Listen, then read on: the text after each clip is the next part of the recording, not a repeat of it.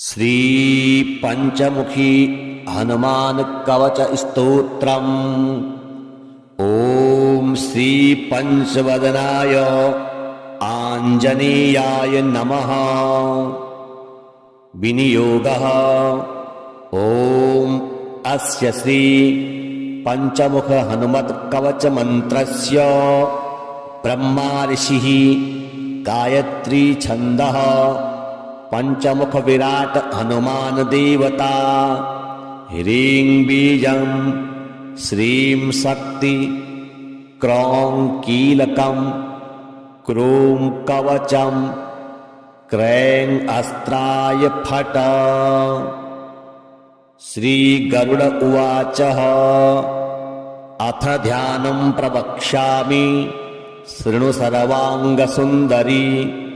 यत्कृतं देवदेवेन ध्यानं हनुमतः प्रियं। पंचवक्त्रं महाभीमं त्रिपञ्चनयनैर्युतं बाहुभिर्दशभिर्युक्तं सर्वकामार्थसिद्धिदं। पूर्वं तु वानरं वक्त्रं कोटिसूर्यसमप्रभं दृष्टाकरालवदनं भ्रिकुटिकुटिलीक्षणम्। अस्यैव दक्षिणं वक्त्रं नारसिंहं महाद्भुतं अत्युग्रतेजो वपुषं भीषणं भयनाशनं।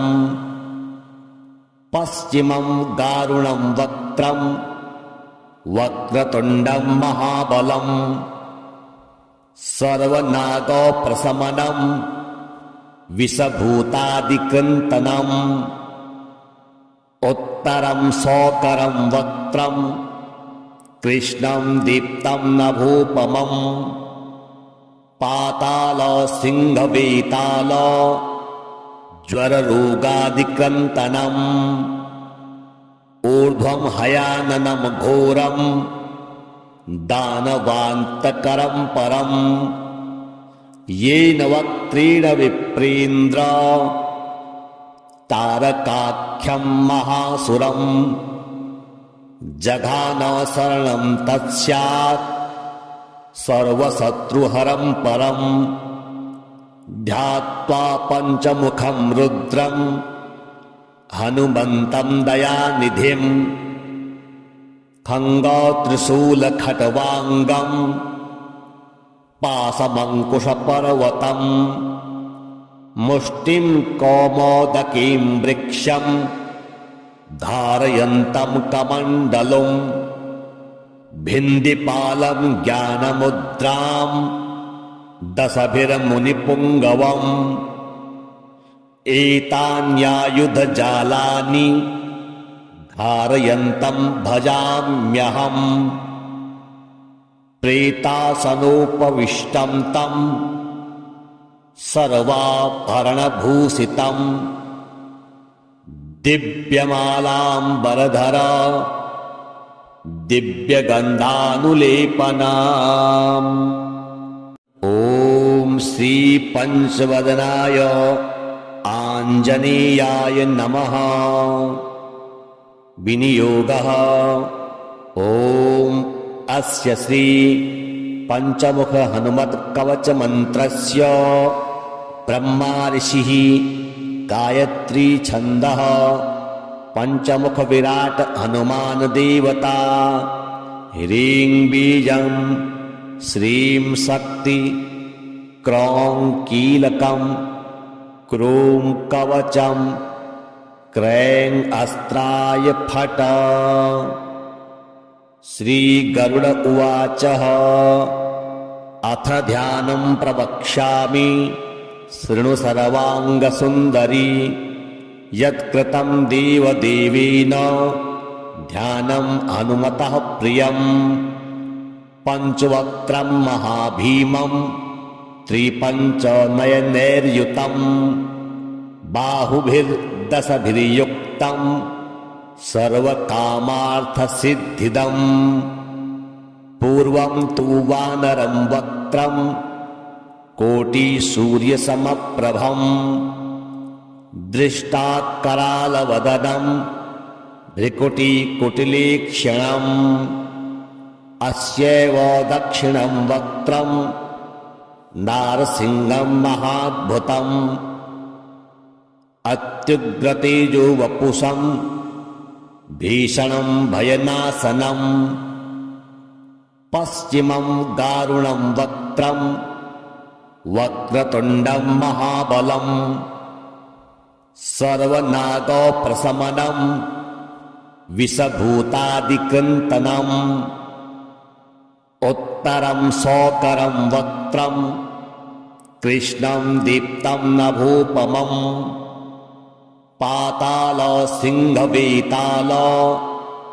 ज्वररोगादिकृन्तनम् ऊर्ध्वं हयाननं घोरं दानवान्तकरं परम् येन वक्त्रेण विप्रेन्द्र तारकाख्यं महासुरम् जघान शरणं तत्स्यात् सर्वशत्रुहरं परम् ध्यात्वा पञ्चमुखं रुद्रं हनुमन्तं दयानिधिं खङ्गत्रिशूलखट्वाङ्गं पाशमङ्कुशपर्वतम् मुष्टिं कौमोदकीं वृक्षं धारयन्तं कमण्डलुं भिन्दिपालं ज्ञानमुद्रां दशभिर्मुनिपुङ्गवम् एतान्यायुधजालानि धारयन्तं भजाम्यहम् प्रेतासनोपविष्टं तं सर्वाभरणभूषितं दिव्यमालाम्बरधर दिव्यगन्धानुलेपनम् ॐ श्रीपञ्चवदनाय आञ्जनेयाय नमः। विनियोगः ॐ अस्य श्री पंचमुख हनुमत् कवच मंत्रस्य ब्रह्मा ऋषिः गायत्री छन्दः पंचमुख विराट हनुमान देवता ह्रीं बीजं श्रीं शक्ति क्रौं कीलकं क्रूं कवचं क्रैं अस्त्राय फट।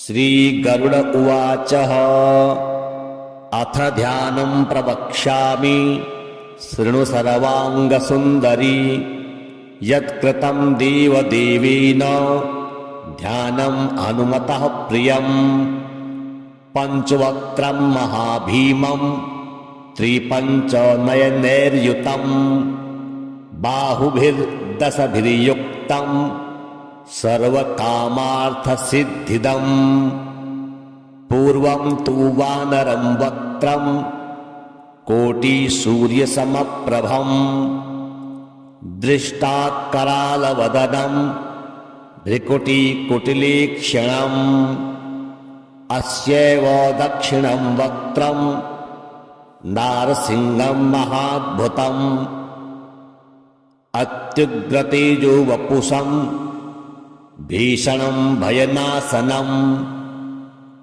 पश्चिमं गारुणं वक्त्रं वक्रतुण्डं महाबलम् सर्वनागप्रशमनं विषभूतादिकृन्तनम् उत्तरं शोकरं वक्त्रं कृष्णं दीप्तं नभूपमम् पातालसिंहवेताल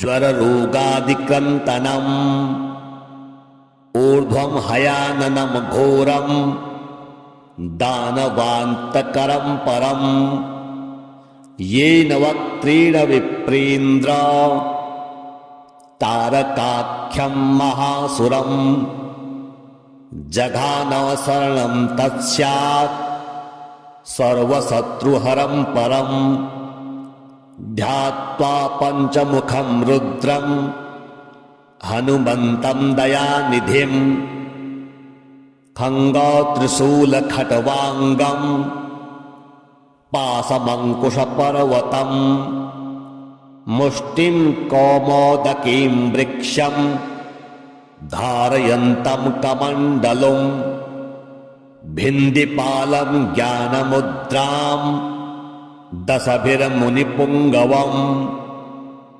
एतान्यायुधजालानि धारयन्तं भजाम्यहम् प्रेतासनोपविष्टं तं सर्वाभरणभूषितं दिव्यमालाम्बरधर दिव्यगन्धानुलेपनम्। ॐ श्री पंचवदनाय आञ्जनेयाय नमः। विनियोगः ॐ अस्य श्री पंचमुख हनुमत्कवच मंत्रस्य ब्रह्मा ऋषिः गायत्री छन्दः पंचमुख विराट हनुमान देवता ह्रीं बीजं श्रीं शक्ति क्रौं कीलकं क्रूं कवचं क्रैं अस्त्राय फट। श्री गरुड़ उवाच अथ ध्यानं प्रवक्ष्यामि शृणु सर्वाङ्गसुन्दरी यत्कृतं देवदेवेन ध्यानं हनुमतः प्रियं पंचवक्त्रं महाभीमं त्रिपञ्चनयनैर्युतं बाहुभिर्दशभिर्युक्तं सर्वकामार्थसिद्धिदम् पूर्वं तु वानरं वक्त्रं कोटिसूर्यसमप्रभं दृष्टाकरालवदनं भ्रिकुटिकुटिलेक्षणम् अस्यैव दक्षिणं वक्त्रं नारसिंहं महाद्भुतं अत्युग्रतेजो वपुषं भीषणं भयनाशनं पश्चिमं गारुणं वक्त्रं वक्रतुण्डं महाबलं सर्वनागप्रशमनं विषभूतादिकृन्तनं उत्तरं सौकरं वक्त्रं कृष्णं दीप्तं नभोपमं पाताल सिंहवेताल ज्वररोगादिक्रन्तनम् ऊर्ध्वं हयाननं घोरं दानवान्तकरं परं येन वक्त्रेण विप्रेन्द्र तारकाख्यं महासुरं जघान शरणं तत्स्यात् सर्वशत्रुहरं परं ध्यात्वा पंचमुखं रुद्रं हनुमन्तं दयानिधिं खङ्गत्रिशूलखट्वाङ्गं पाशमङ्कुशपर्वतं मुष्टिं कौमोदकीं वृक्षं धारयन्तं कमण्डलुं भिन्दिपालं ज्ञानमुद्रां दशभिर्मुनिपुङ्गवम् एतान्यायुधजालानि धारयन्तं भजाम्यहम् प्रेतासनोपविष्टं तं सर्वाभरणभूषितं दिव्यमालाम्बरधर दिव्यगन्धानुलेपनम्। ॐ श्री पंचवदनाय आञ्जनेयाय नमः। विनियोगः ॐ अस्य श्री पंचमुख हनुमत्कवच मंत्रस्य ब्रह्मा ऋषिः गायत्री छन्दः पंचमुख विराट हनुमान देवता ह्रीं बीजं श्रीं शक्ति क्रौं कीलकं क्रूं कवचं क्रैं अस्त्राय फट्। श्रीगरुड उवाच अथ ध्यानं प्रवक्ष्यामि शृणु सर्वाङ्गसुन्दरी यत्कृतं देवदेवेन ध्यानं हनुमतः प्रियम्। पञ्चवक्त्रं महाभीमं त्रिपञ्चनयनैर्युतं बाहुभिर्दशभिर्युक्तं सर्वकामार्थसिद्धिदम्। पूर्वं तु वानरं वक्त्रं कोटिसूर्यसमप्रभं दृष्टाकरालवदनं भ्रिकुटिकुटिलीक्षणम्। अस्यैव दक्षिणं वक्त्रं नारसिंहं महाद्भुतम् अत्युग्रतेजोवपुषं भीषणं भयनाशनम्। पश्चिमं गारुणं वक्त्रं वक्रतुण्डं महाबलम् सर्वनागप्रशमनं विषभूतादिकृन्तनम्। उत्तरं शोकरं वक्त्रं कृष्णं दीप्तं नभोपमम् पातालसिंहवेताल ज्वररोगादिकृन्तनम्।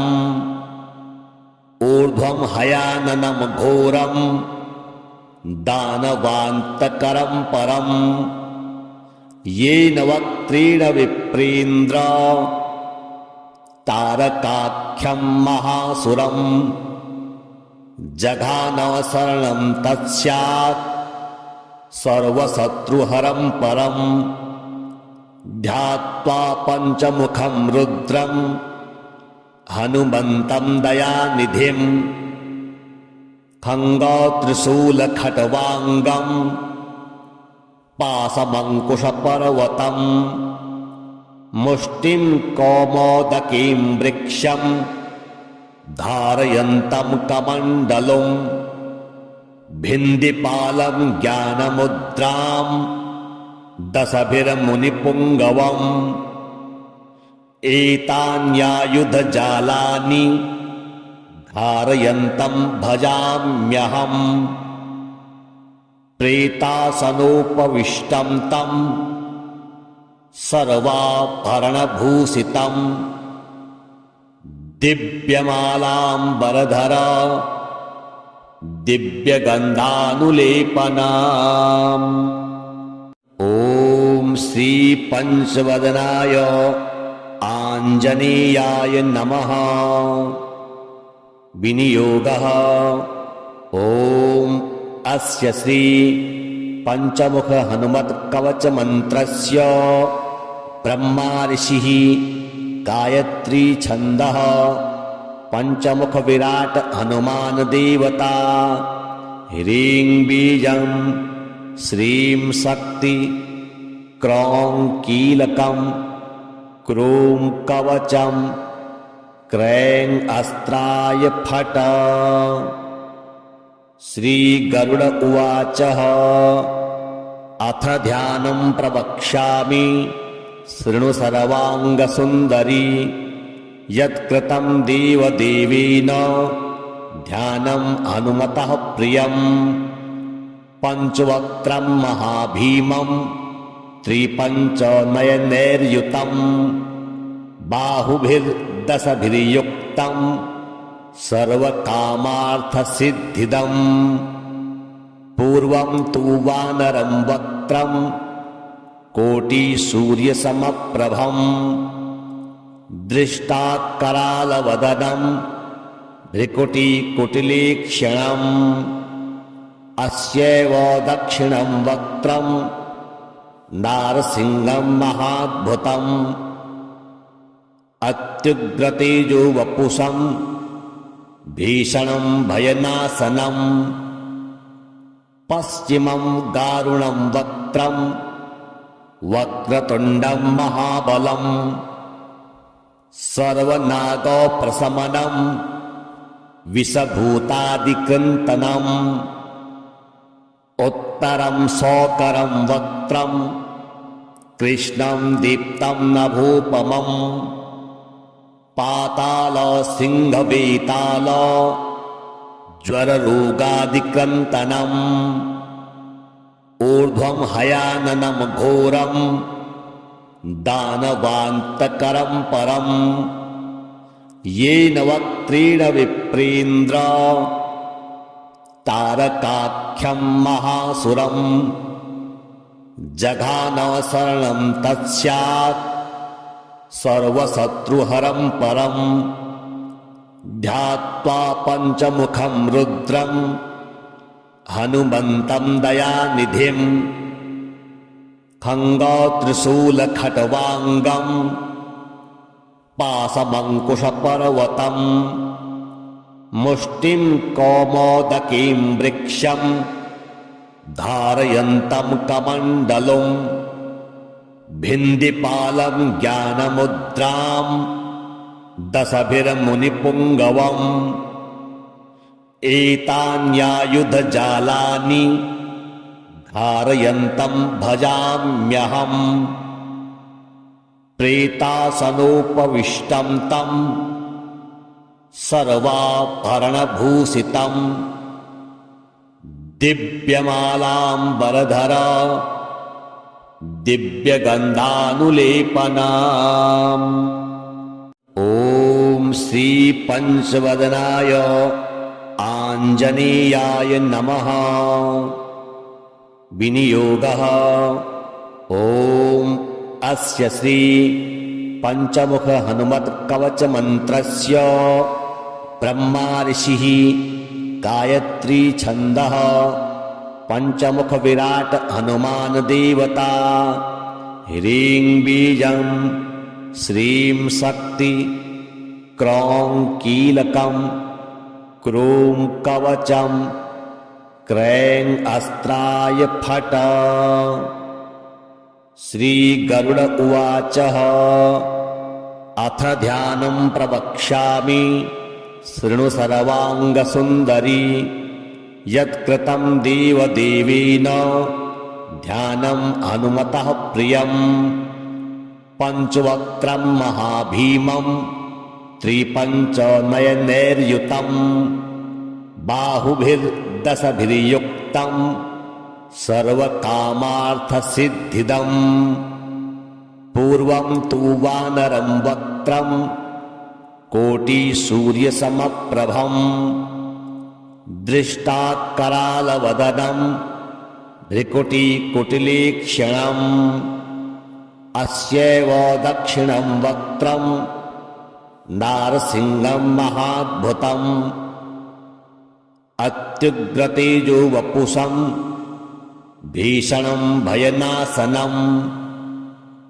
पश्चिमं गारुणं वक्त्रं वक्रतुण्डं महाबलम् सर्वनागप्रशमनं विषभूतादिकृन्तनम् उत्तरं सौकरं वक्त्रं कृष्णं दीप्तं नभोपमम् पाताल सिंहवेताल ज्वररोगादिकृन्तनम् ऊर्ध्वं हयाननं घोरं दानवान्तकरं परम् येन वक्त्रेण विप्रेन्द्र तारकाख्यं महासुरम् जघान शरणं तत्स्यात् सर्वशत्रुहरं परम् ध्यात्वा पञ्चमुखं रुद्रं